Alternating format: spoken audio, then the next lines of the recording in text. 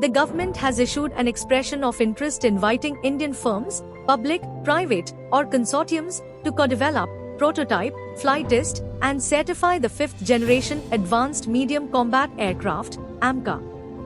This marks India's most ambitious military research and development initiative to date, with an initial 15,000 crore rupees budget earmarked for prototype development, potentially scaling to several lakh crore for full production.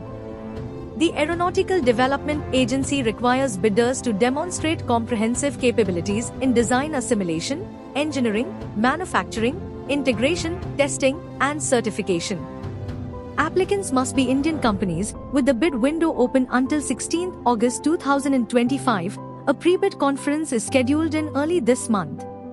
The project timeline mandates prototype completion in 8 years, targeting first flight by 2029, full development by 2034, and mass production by mid-2030s.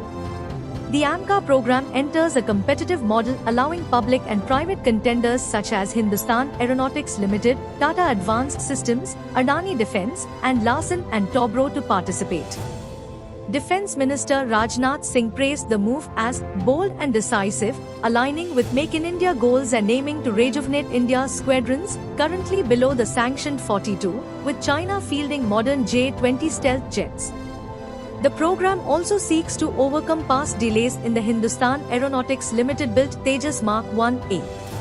That project, historically delayed, from engine supply setbacks to development hurdles, has impeded deliveries. 83 jets ordered in 2021 are yet to be fully delivered, with Hindustan Aeronautics Limited citing General Electric engine delays resolved only in 2025.